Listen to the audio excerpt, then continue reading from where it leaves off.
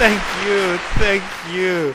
Welcome to another episode of Extremely Difficult Things Explained in Under 15 minutes. Amsterdam, Kuala Lumpur, London, Los Angeles, Moscow, New York, Paris, San Francisco, Seattle, Sydney, Toronto, Vancouver, Africa?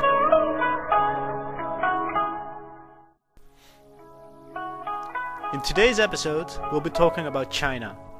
More specifically, we will talk about the Chinese capital flows towards Africa. What we have seen in the previous pictures is that China is currently present in all the major economically developed countries. However, China starts to gain more and more presence in Africa as well. We will start this episode with a small explanation of the economic transformation of China.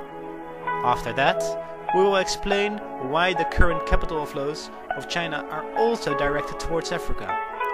Finally, we have had the pleasure to talk with two foreign experts on this topic, which will contribute by talking about the positive and the negative sides of China investing in Africa.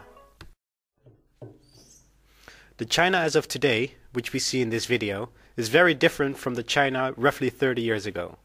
Back then, in 1978, China introduced big economic reforms, which mainly consisted of opening up to the outside world.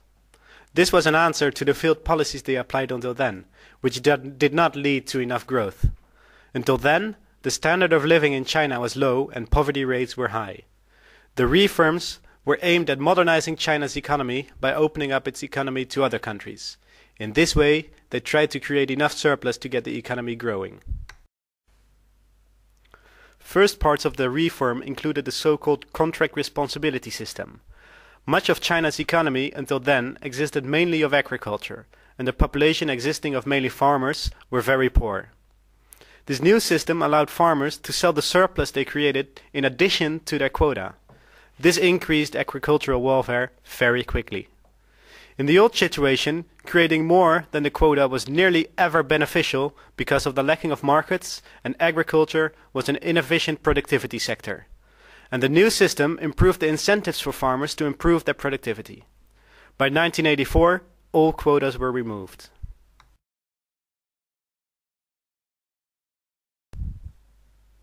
The next part of the reform were made during the 1980s, where China changed its economy from a planned economy to a more and more market-orientated economy.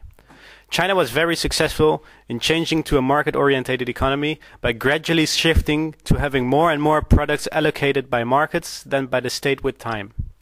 In changing this policy, the industry also started to grow.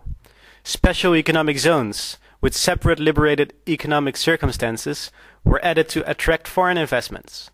More and more freedom was given in managing an enterprise, and so China became a better place for enterprises in other industries. By the end of the 80s, China was in the middle of its transition. Since the 1990s, China's economy started growing at higher rates. Monetary policies were introduced to counter the high risk of hyperinflation after the bad experience they had in the end of the 80s.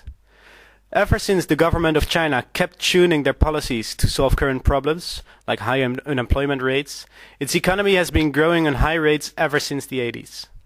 They grew from a small economy to one of the biggest economies in the world. Cheap labor and the opening up made China a big exporter of all kinds of goods. We know more about the history of China and the major economic transformation it underwent. We also know about the current investment flows. But why are these flows going to Africa? We will look into that deeper now. In this part of the episode, we will investigate the main reasons for China investing in Africa. China is on the way to regain its place as an economic power of former times relative to other countries. In the pre-industrial time, China was one of the major economic powers and technological leaders of the world. Compared with the share of world GDP above 30% in the 1820s, the share in 2006 of around 16% indicates an enormous relative loss, as shown in the figure. On its race to catch up, the following main reasons drive China's FDIs. The first reason has to do with the rapid economic and demographic growth of China. In the 1950s, China's population was only 516 million people. Now it's over 1.3 billion.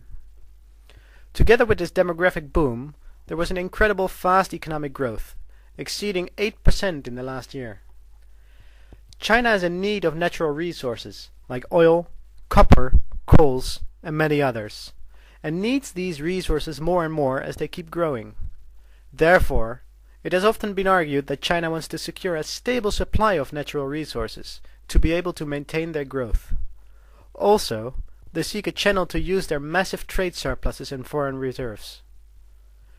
Furthermore, Chinese enterprises capture the world market and export in big scale. To support this development, services like shipping, banks, and insurances are needed. China seeks to have a market for their exports, for example, their textile industry. South Africa provides a good example of both effects. Chinese exports of textiles to South Africa grew from 14% of clothing imports to 80% by the end of 2004. Out of 100 t-shirts imported to South Africa, 80 are from China. In the same period, from 1996 onward, employment in the sector in South Africa has decreased. By the end of 2002, 75,000 people had lost their jobs in the industry. Part of this development is the need of state-owned companies that lose the, often state-guaranteed, monopoly to spread to other markets. Finally, with the increase also of the Chinese wages, there is a tendency of outsourcing labor-intensive products to cheaper locations, such as the poorer parts in the world like Africa. According to the economists Kaplinsky and Morris, China's relations with Africa in the modern era have passed through 3 different overlapping phases.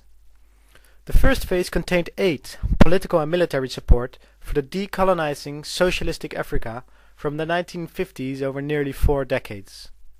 From the 1990s, large, state-owned companies invested and traded in and with sub-Saharan Africa to support China with resources. These companies also invested much in infrastructure and public buildings. Examples are oil extraction in Angola, Nigeria or Sudan, and mining of copper, cobalt and other minerals in Congo and Zimbabwe. In the third phase, small and medium-sized private firms followed the new going out policy of Chinese government. In 2006, more than 700 companies were involved.